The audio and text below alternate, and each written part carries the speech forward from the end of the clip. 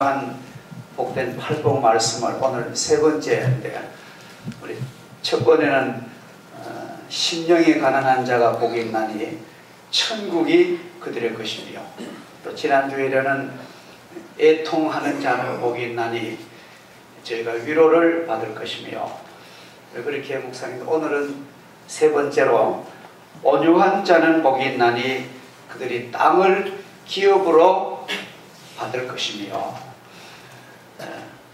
이 온유한 이 의미가 원래 원문에는 프라히스라는 그 원문인데, 그 뜻은 온화하다, 또 온순하다, 젠틀해서 이런 친절하다, 그런 의미를 가지고 있습니다.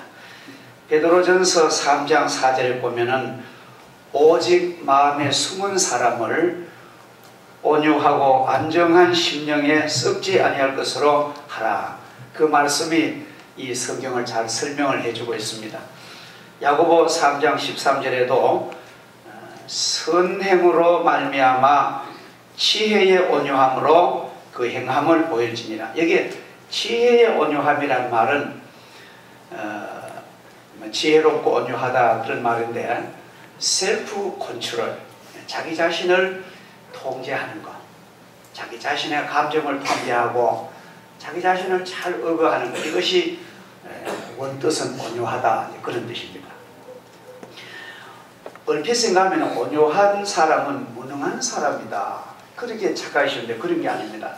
온유는 무능력하고 약한 것을 뜻하지 전혀 않습니다. 온유 겸손하다는 것은 나약하고 무능한 자처럼 들릴지도 모르지만, 그러나 온유는 약함이나 비겁함을 뜻하는 말은 전혀 아닙니다. 오히려 온유한 자는 마음에 여유가 있는 것입니다. 반면에 약한 사람, 무능한 사람은 매우 마음에 여유가 없고 아주 마음이 조급합니다. 여유가 있는 자는 강한 자입니다. 예수님은 온유한 분이셨지만도 이 세상에 그 어떤 사람도 예수님을 거역하거나 예수님을 능가할 만한 그런 분이 없을 정도로 예수님은 온유하시지만도 강한 자였습니다. 예수님은 그 당시 종교사회의 대제사장들에게 주님이 책망한다는 건 그건 엄청난 용기가 아니고는 못합니다. 물론 예수님은 구세주시기 때문에 그렇다고 하지만도 주님의 인간적인 모습도 그렇게 온유하시지만도 불의한 일 앞에는 주님은 아주 준엄한 그런 책망하시는 그런 모습을 우리는 볼 수가 있는 것입니다. 우리가 일반적으로 그 고대 사회를 보면은, 역사를 보면은, 이 신약 성경에 쓰여진 고대 헬라인들은 온유함을 나쁘게 봤습니다. 그때 시대는, 그때 사람들은 온유함을 가진 사람은, 저 사람은 노예 상태다, 종의 상태다, 또 비천한 복종자다, 그렇게 아주 지금 우리의 이 민주사회, 우리가 참 지성이 발달되고 인성이 발달된 오늘의 사회에서 보면, 그때 사람들은 온유한 것은 아주 비겁한 것이고 노예적인 것이고 이렇게 해석했던 그런 시대가 있었습니다.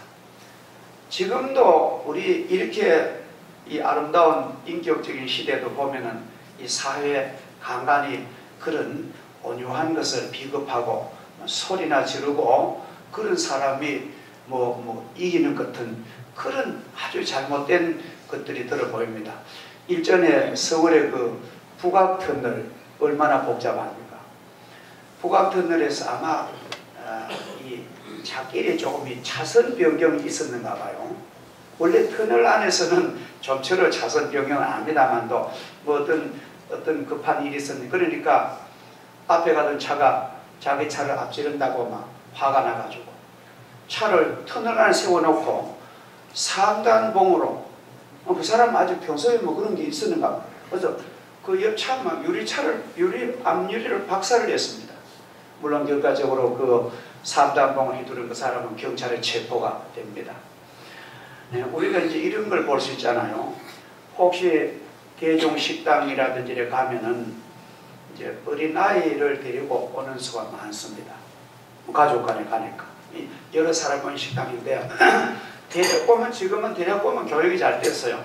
애기들 앉은 자리에서 하는데. 제가 한번 본 건 이제 호텔 뷔페인데, 결혼식 뷔페인데, 아이가 막 이리 뜨고 저리 뜨고 온갖 음식을 쓰셔도 그 엄마가 제지를 안 해요. 그래서 그 관리하는 분들이 막 아이를 어쩔 줄 몰라가지고 아이를 달리게 해도 막무가내 겁니다. 아마 그런 엄마의 심리가 뭐냐면 애를 기를 죽이면은 약자가 된다. 그런 잘못된 인식이 있는 것 같아요. 전혀 그렇지 않습니다. 앞으로 우리 현대 사회는 진짜 모랄, 도덕성이, 품성이 올바르고 예절이 바르고 참 겸손하면서도 강하고 이런 사람들이 사회를 지배합니다. 앞으로 그런 예의도 없고요. 올 때 갈 때 모르는 아이 키워놓으면 그건 완전히 아웃됩니다. 그래서 우리는 지금 엄마들 다 교육을 참 잘합니다만도 혹시라도 아기를 하나 키우다 보니까 기죽을까봐 그런 도덕 없이 기르는 이 있어서는 절대 우리 교회 어머니들 할머니들이 이 사회에 모범이 되어야 될 줄 믿습니다. 온유한 사람은 상대방의 큰 소리나 원망이나 과격한 행동에 완전히 자유합니다. 근거 없는 이유 없는 그런 과격한 데에서 아무 영향을 받지 않습니다.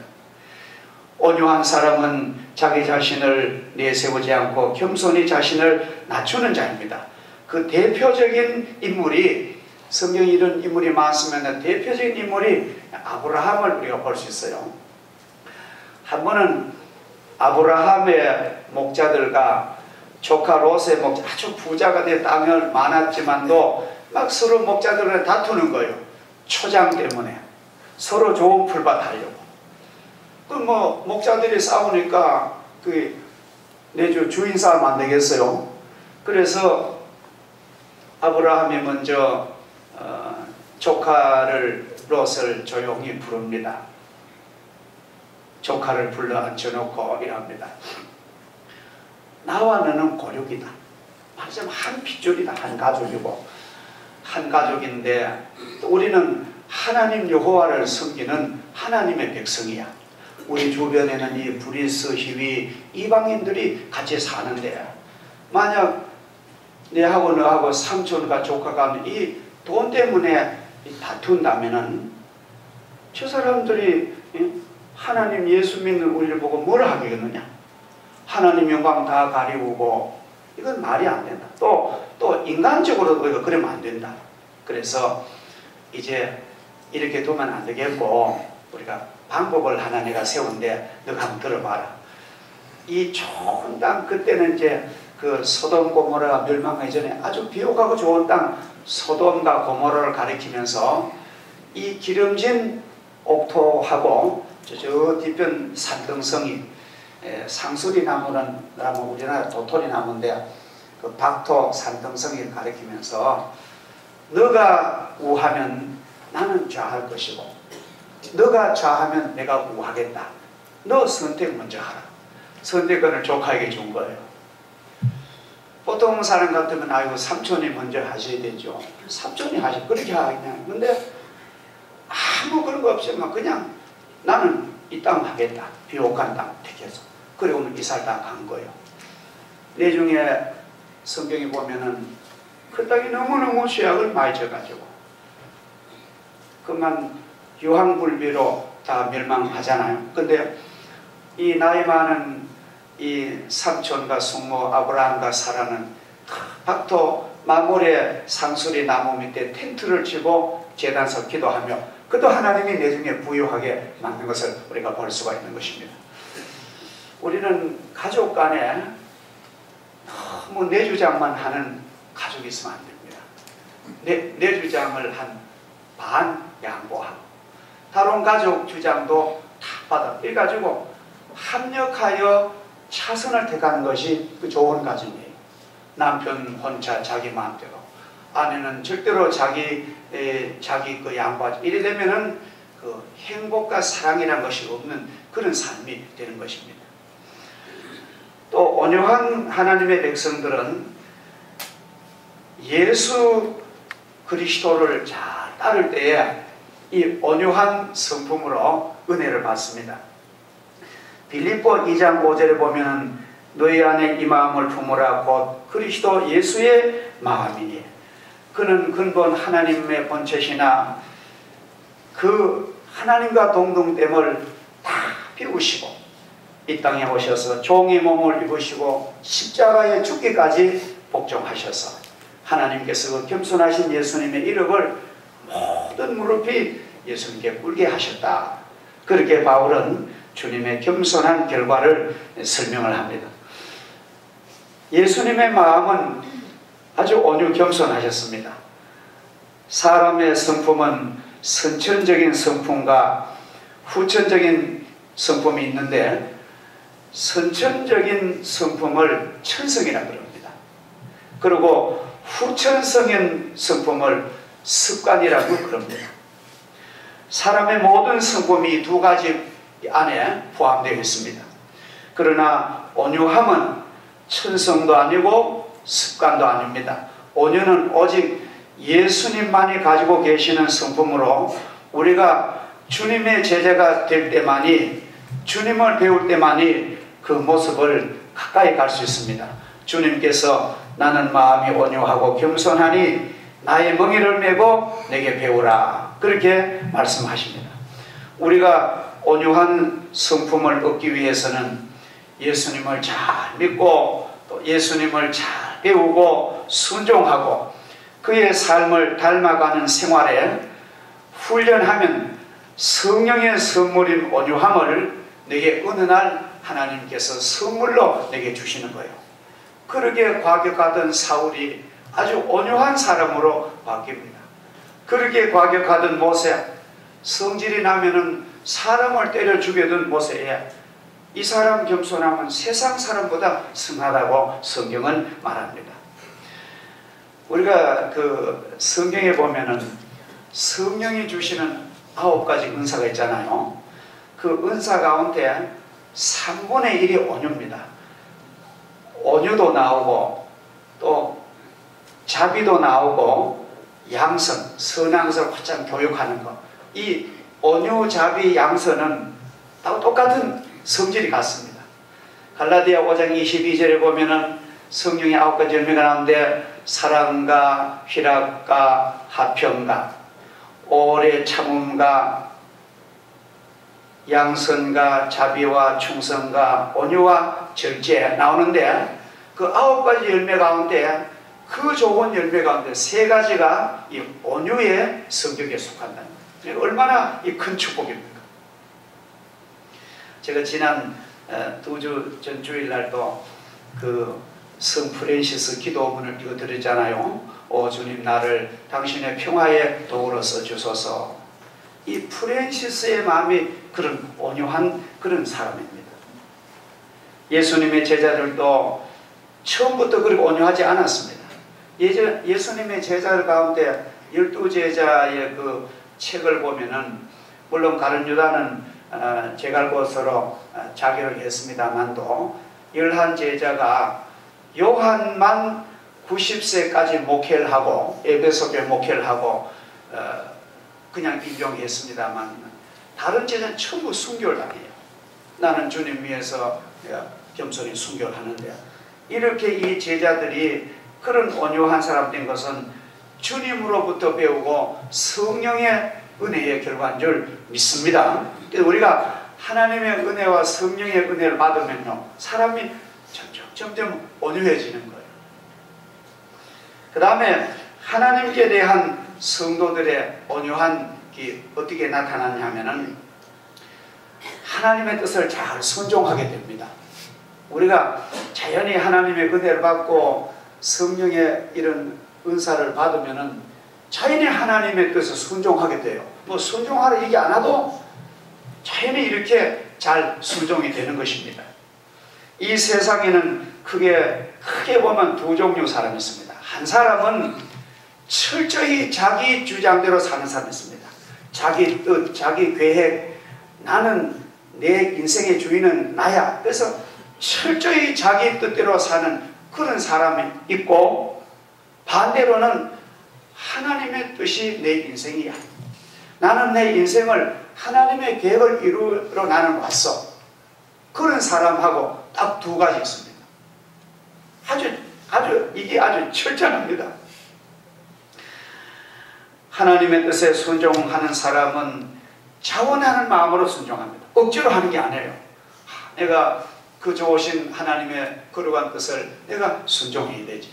그래서 참 자원해서 언제나 하나님의 영광을 앞세우는, 그것이 바로 성경이 말하는 온유의 의미입니다. 그리고 이런 백성은 하나님의 뜻을 잘 인내하는 인내심이 있습니다. 성경 말씀에 보면은, 물론 인내가 좀, 예수 잘 믿는 대답이 뭐냐? 전 한마디로 말하자면 인내하는 거예요. 예수 잘 믿는 방법이 한 가지 말하면 오래 참고 인내하는 것입니다. 할렐루야. 예. 온유한 자는 하나님의 뜻을 알 위하여 인내합니다. 하나님은 그의 약속을 신실하게 믿고 인내하는 자에게 반드시 축복하십니다.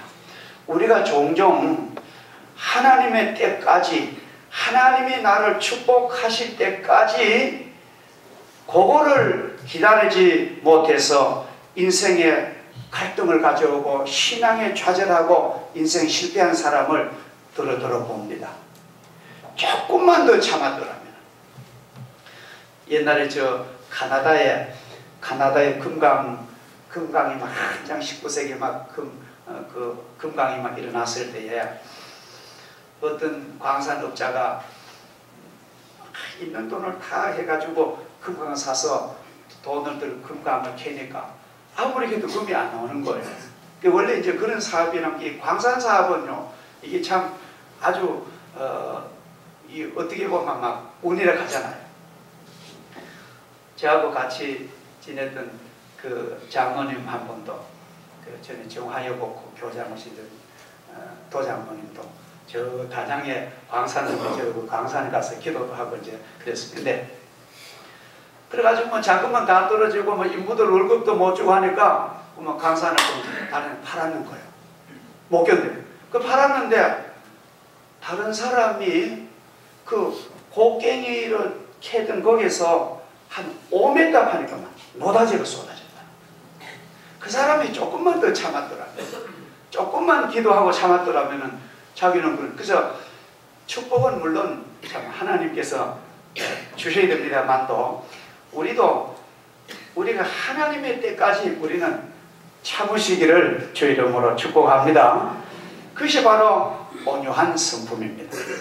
우리는 인내를 온전히 이루어서 하나님의 사람으로 온전하여 조금도 부족함이 없도록 온유한 자가 되시기를 주 이름으로 축복합니다. 이제 결론을 말씀드립니다.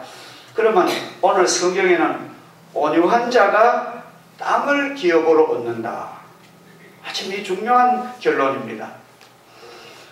이 땅은 인간 삶의 아주 근본이요, 바탕입니다. 그야말로 인간 삶의 철저한 기초요, 이 파운데이션입니다. 우리 여자분들이 이 화장할 때에 막바로 우리가 화장 안 하잖아요. 세안을 하고 이 기초, 이 파운데이션을 기초 화장을 한 후에 그에 화장하는 것처럼 인간 삶의 근본 바탕은 이 땅입니다. 이 땅 랜드, 아주 이 땅이 소중한 것입니다. 그래서 교회도 땅이 있어야 됩니다. 예를 들어 교회가 남의 집에 세를 들어 산다면 얼마나 힘듭니까? 국가도 땅이 있어야 됩니다. 개인도 땅이 있어야 됩니다. 내 집이 있어야 되고, 그래야 그 삶이 안정되는 거예요. 성경은 그걸 말합니다. 하나님이 우리에게 땅을 창조해서 우리에게 선물로 주셨는데 우리가 하고 안 하면 내게 달린 것입니다. 사람만 아닙니다. 이 세상의 모든 동식물, 모든 생명의 생존의 터전이 바로 이 땅입니다. 인류 역사의 발자취는 땅을 찾기 위한 투쟁의 역사로 점철되었다 해도 과언이 아닙니다. 최근에도 우리가 보면 한국과 일본이 긴장관계 있잖아요. 한일관계가 긴장관계인데 그 긴장관계의 핵심이 그 독도입니다. 어떤 사람은 그런 사람이 있어요. 전 도저히 납득이 안 되는데 그 독도 그까지 바위 섬 그가지고 뭐 때문에 그걸 싸우냐고 일본한테 돈이나 받아가지고 그만 뭐 평화 그런 저도 세미나 끊던데 전 전혀 동의하지. 왜냐하면은 그 독도라는 섬은요 동해바다가 아주 깊습니다. 이 남해 서해 아주 깊은 해저에 무진장한 천연자원이 있다는 거예요. 상상도 못한답니다. 근데 왜 우리가 왜 일본에게 주겠어요? 또 우리 역사적 우리 건데. 그래서 일본은 막 자기 거라면 그래서 이 땅 때문에 국가 간의 전쟁이 일어납니다. 중국하고 일본도 보세요. 중국이 그렇게 땅이 큽니다만도 그 센카쿠라는 중국말로 다이웨다오라는 그 작은 섬, 별 볼일 없는 섬 때문에 그 섬도 그렇게 장래성이 있다는 거예요. 일본은 또 우리만도 알고 일본하고 저 러시아하고는 저 사하린 그 열도 때문에 또 싸웁니다.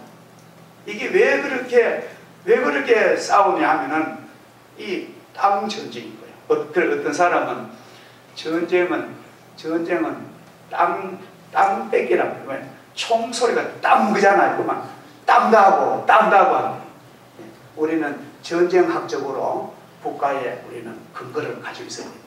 전략적으로 우리는 국가는 그걸 꼭 우리 양보하면 안 됩니다. 왜? 하나님께서 우리에게 주신 땅인데 왜 우리가 사람이라는 건 그래요. 양보할 것 같으면 대폭 양보하세요. 그러나 양보해서 안 될 것 같으면 절대로 안 됩니다. 그래서 어떤 사람 보면은 양보해도 될 것은 죽어 움켜쥐고 양보해서 안 될 것은 그러면 넙석 주는 그런 사람이 있어요. 여러분의 사랑하는 아내를 뺏기겠습니까? 죽어도 안 뺏깁니다. 여러분 남편을 누가 죽어도 줄 수 없습니다. 우리가 그 비교하지만 우리의 복된 교회를 누구에게 천만금을 줘도 줄 수가 없는 것이죠. 그렇지 않습니까? 그러니까 우리가 절대적인 이런 가치가 예수님께서는 땅을 기업으로 받을 것이다. 예수님의 이 사상이 우리가 꼭 배워야 됩니다. 징기스칸이나 알렉산더나 나폴레옹이나 히틀러 같은 이들은 무력으로 땅을 정복하기 위하여 세계를 정복했지만 결국은 다 빼앗기고 실패로 죄악으로 인생이 끝이 났습니다. 그래서 나폴레옹은 내중에 세인트 헬레나 고도에 정배를 가서 징역 살해하면서 유배 생활하면서 이런 고백을 남겼습니다. 나는 칼과 무기로 세계를 정복해서는 나는 실패자가 되고 저 나사렛 예수님은 사랑의 십자가로 세계를 정복했노라. 주님 참으로 주님은 전략가요. 주님은 능력의 주님이십니다. 우리는 그래서 우리 주님을 우리는 사랑하고 믿는 거예요. 주님이 능력이 없다면 우리는 안 믿습니다.